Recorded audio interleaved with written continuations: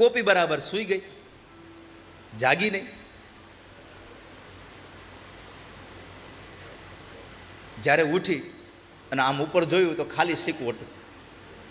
એટલે ગોપીએ કહ્યું, બેન મને ખબર જ નહીં કે મારા ઘરમાંથી કેમ માખણ લઈ ગયો. આ બધી ગોપીઓ પોતપોતાની આપવીતી કહેતી હતી ને, ત્યારે એક પ્રભાવતી હતી, એણે જરાક આમ આમ મિજાજવાળી, એણે બધી ગોપીઓને ધમકાવીને કીધું કે તમે માય કાંગલ્યું છો ને એટલે તમારા ઘરમાં આવે, બાકી આવે મારી ઘરે ખબર પડે કેમ ચોરી થાય. ચોરી ન થાય. તે ગોપીઓએ કીધું વાતે સાચી છે, બધાની ઘરે જાય છે, પ્રભાવતીની ઘરે કોઈ દી ગયો નથી આ. તે ગોપીઓએ ઘરે આવીને એના છોકરાઓને કીધું કે અમારા ઘરમાં આવો છો, કોઈક દી પ્રભાવતીની ઘરે જાઓ ખબર પડે. બીજે દી સવારે છોકરાઓએ કનૈયાને કીધું, કનૈયા પ્રભાવતી આવું ગામમાં કહેતી ફરે છે, એમ હાલો આજે એની ઘરે. કનૈયાના એક મિત્રે કીધું, કનૈયા રહેવા દે, દેવ ડેરા મૂકીને હનુમાનની અડફેટે ન ચડાય, રહેવા દે, એની ત્યાં નથી જવું, એ બેઉ મિજાજ વાળી છે, પકડાઈ જવું તો મારશે બધાને.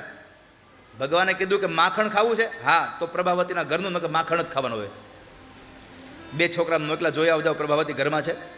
છોકરા જોવા ગયા, એક જ નિશાન હતું, પાણીયારામાં માટલા પડ્યા હોય તો ગોપી ઘરમાં છે, જો ન હોય તો પાણી ભરવા ગઈ હશે.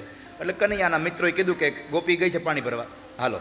આખા ગામના છોકરાને લઈને ગયા ભગવાન, બધાને માખણ ખવડાવ્યું, કૂતરા બિલાડા વાંદરાઓને ખવડાવ્યું, માખણ વધ્યું બહુ. તો એક કનૈયાના મિત્રએ આવીને પૂછ્યું કે કનૈયા, આ માખણ બહુ વધ્યું છે, એનું શું કરવાનું છે?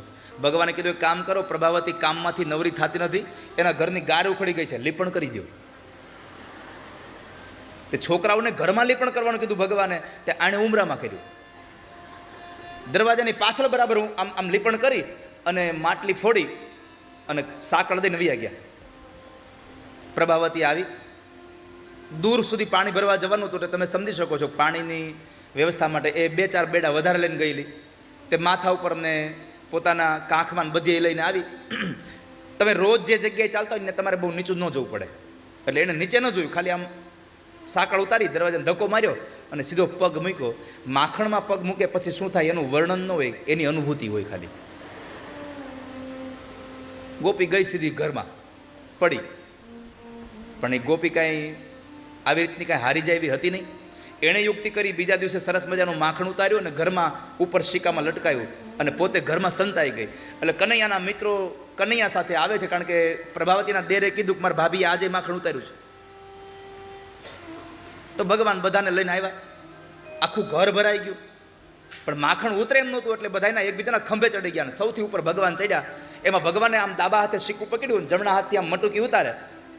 જેવી મટુકી ઉતારવા ગયા ત્યાં ખૂણામાંથી ગોપી બોલી, પ્રભાવતી ઊભા રહેજો બધાય. અને પ્રભાવતીનો અવાજ સાંભળ્યા પછી ત્યાં કોઈ ઊભા રહે? બધા ભાગી ગયા, પણ કઠણા એ થઈ ભગવાનથી ઓલું શીકું ન મુકાણું, એ લટકી ગયા. ભગવાન કહે છે આજે ફસાઈ ગયો. પ્રભાવતી તો પછી જોર જોરથી બોલે છે, કાળિયા, હમણાં તારી માં જશોદાને બોલાવું કે જોઈ લે આ તારો કાળિયો અમારા ઘરમાં ચોરી કરવા આવ્યો છે. ભગવાનને બહુ કાળિયો કહે છે, પણ ભગવાન અત્યારે કંઈ કહેતા નથી. શું કામ? એને નકુચામાં આંગળી આવી ગઈ છે. અત્યારે કંઈ બોલાય એવું છે નહીં. કીધું અત્યારે કંઈ નહીં, પણ પ્રભાવતીને મઠારી કે હવે તારા ઘરમાં નહીં આવું, આજનો દાડો જવા દે. પણ પ્રભાવતી એકની બે ન થઈ. પછી ભગવાને એટલું કીધું, તારે મને માર ખવડાવો છે? અરે હા કાળિયા, તને માર જ ખવડાવો છે, કોઈની વાત નથી માનતી તારી માં. તો ભગવાને કીધું એક કામ કર, તારે મને માર ખવડાવો હોય તો જશોદાને તું અહીંયા બોલાવે, એના કરતાં એક કામ કર ને, મને જેની પાસે લઈ જાય તું માર ખવડાવી લે, એટલે તને શાંતિ થઈ જાય. તો ગોપીને વાત ગમી એટલે ભગવાને નીચે ઉતારે. ભગવાન નક્કી કર્યું કે નીચે ઉતારે તો રસ્તો થઈ જાય, એટલે નીચે ઉતાર્યો ભગવાનને. અને એનો હાથ આમ આમ કચકચાવીને પકડ્યો કે ભાગી ન જાય. અને પછી ગોપી લઈને જાય છે યશોદા પાસે. ઘરમાંથી નીકળી એટલે પહેલાંના સમયમાં રિવાજ હતો કે બેનો કોઈ દિવસ ખુલ્લા મોઢે બજારમાં ચાલતા નહીં, લાજ કાઢતા. એટલે લાજ કાઢીને ચાલતી થઈ ગોપી. જેવી ઘરનો ખૂણો આમ વટીને ત્યાં આખા ગામના છોકરાનું ટોળું ભેગું થઈ ગયું. થોડેક દૂર ગયા એટલે ભગવાને કીધું કે ગોપી હાથ મૂકી દે ને. પ્રભાવતી કહે છે ના હો, તું ભાગી જા. અરે નહીં ભાગું. ભગવાને બહુ કીધું છતાં ગોપી હાથ નથી મૂકતી. એટલે ભગવાને કીધું એક કામ કર, તને ભરોસો ન હોય તો આલે મારો બીજો હાથ પકડી લે, પણ તું મારો આ હાથ મૂકી દે. એટલે પ્રભાવતી એક હાથ મૂક્યો, બીજો હાથ પકડ્યો, પણ પ્રભાવતીને ખબર નહીં કે આનો હાથ મુકાય નહીં એમ. એણે ભગવાને એનો હાથ મુકાયો અને બીજો હાથ આપ્યો પણ એનો પોતાનો ન આપ્યો, બાજુમાં પ્રભાવતીનો દેર હાલ્યો જતો હતો, એનો હાથ પકડાઈ દીધો. ભગવાન તો ભાગીને જતા રહ્યા માં યશોદા પાસે. ગામના લોકો જે સામા મળે ને એ બધા લોકો હસતા હતા, કારણ કે પ્રભાવતી બોલતી હતી તને હમણાં યશોદા પાસે માર ખવડાવું. બધા લોકો વિચારતા હતા કે એના દેરને માર ખવડાવવા ન્યા હું કામ લઈ જતી હશે. ભગવાન તો મા પાસે જઈને બેઠા છે. માને કહ્યું, માં હું તારો દીકરો છું કે નહીં? માં કહે છે, લાલા તને આ થયું શું આજે? તો પહેલાં તું મને જવાબ દે ને, હું તારો દીકરો કે નહીં? તો કહે છે, હા. તો તને મારી માથે ભરોસો છે? હોય જ ને. તો કહે છે, માં એક વાત કહું, હું કોઈ ગોપીના ઘરમાં તોફાન કરવા નથી જતો, કોઈના ઘરમાં માખણ ચોરી કરવા નથી જતો. આ ગોપીઓ મારી વાહે પડી ગઈ છે. એમાં તું મને એક જવાબ દે, આજ કોઈ ગોપી આવીને એમ કહે કે તારો છોકરો રંગે હાથ પકડાણો છે અમારા હાથમાં, તો તું માને ખરી? યશોદા કે તું મારા ખોળામાં બેઠો છો, શું રંગે હાથ પકડાણો હોય? એમ નહીં, પણ કોઈક તારી પાસે ફરિયાદ કરવા આવે તો, અરે તો આવે તો એને એવી ઉધડી લઉં કે નહીં કે જિંદગીભર તારી હામું ન જો કોઈ દી. ભગવાન કે તો બરાબર મારી માં. ભગવાને એટલું સરસ મજાનું પ્લેટફોર્મ તૈયાર કરી દીધું. ત્યાં બરાબર પ્રભાવતી આંગણામાં આવીને જોરથી બોલી, હે યશોદા બહાર આવ, આ તારા છોકરાને રંગે હાથ પકડ્યો આજે. ભગવાન કીધું લે, તને કહેતો હતો ને ત્યાં આવી હોતે આ તો. ભગવાનને લઈને માં યશોદા આંગણામાં આવ્યા છે. ઓરડામાંથી નીકળીને ઓસરીના કોરે ઊભા છે. જમણી બાજુ ભગવાન માના જમણા હાથે ઊભા રહી અને છેડો મોઢામાં નાખીને ઊભા ભગવાન. યશોદાએ કીધું, ગોપી થોડું ધીરે બોલ અને આ ઘૂમટું ઉઘાડી નાખ, નંદ બાબા ઘરમાં નથી. જમણા હાથે કનૈયાનો દાવો પકડી રાખ્યો. કોણે? પ્રભાવતીએ. ભૂલી જતા નહીં. પ્રભાવતીએ દાબો હાથ પકડી રાખ્યો અને પછી આમ દાબા હાથે આમ ઘૂમટો ઉઘાડ્યો. ત્યાં યશોદાન બાજુમાં કનૈયો જોઈ ગઈ. ગોપીના તો ઘરણ જ મળી ગયા કે આ ન્યા ક્યાંથી, અને જો ન્યા છે તો અહીંયા કોણ? અહીંયા જોયો તનો દેર. શરમને લીધે નીચે જોઈ ગઈ, કાંઈ બોલી ન શકી ગોપી. પછી તો માં યશોદાએ ખૂબ ધમકાવી.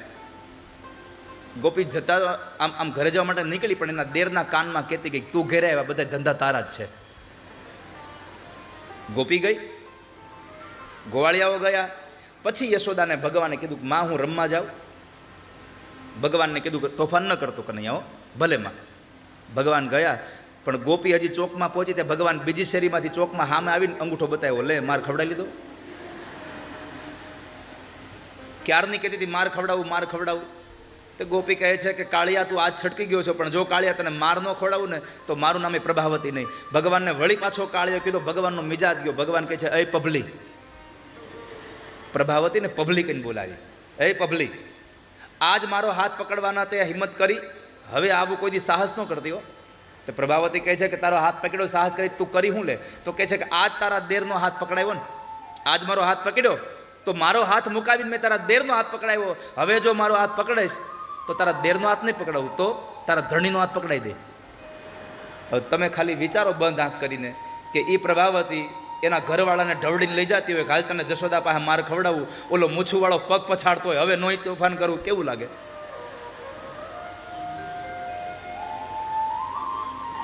હવે આના ઉપર મારે તમને એક વાત એ કહેવી છે કે ખાલી કનૈયાની 5000 વર્ષ પહેલાંની આ કથા વ્યાસજીએ લખી અને મેં તમને ખાલી સંભળાવી તોય તમને આટલો આનંદ થયો, તો પ્રભાવતીએ જે કનૈયાનો હાથ પકડ્યો હશે એ કનૈયાને પકડવાવાળી પ્રભાવતી કેટલી રાજી થઈ હશે કે મેં કનૈયાનો હાથ પકડ્યો છે, પ્રભુનો હાથ પકડ્યો છે મેં, કેટલી રાજી થઈ હશે. એ પ્રભાવતીનો ભગવાને ઘમંડ ઉતાર્યો, પ્રભાવતીનું અભિમાન ભગવાને ઉતાર્યું, એની કથાઓ બતાવી. અનેક એવી લીલાઓ ભગવાનની, આવી લાલાની લીલાઓનું રહસ્ય સુખદેવજી મહારાજ બતાવતા એક વખતના સમયે ભગવાને માટી ખાધી અને એ માટી ખાવાના સમાચાર જ્યારે દાઉદાદાએ માં યશોદાને આપ્યા તો યશોદાએ ભગવાનને બોલાવ્યા. ભગવાનને પૂછ્યું કે કનૈયા માટી ખાધી? ભગવાન કહે, નાહમ ભક્ષિત્વા નંબ સર્વે મિથ્યા વિશંસિના યદિ સત્ય ગિરસ્તર્હિ સમક્ષમ પશ્ય મે મુખમ. માં, મેં માટી નથી ખાધી, મેં વ્રજની રજ ખાધી છે. ભગવાનને કહ્યું તારું મોઢું ખોલ.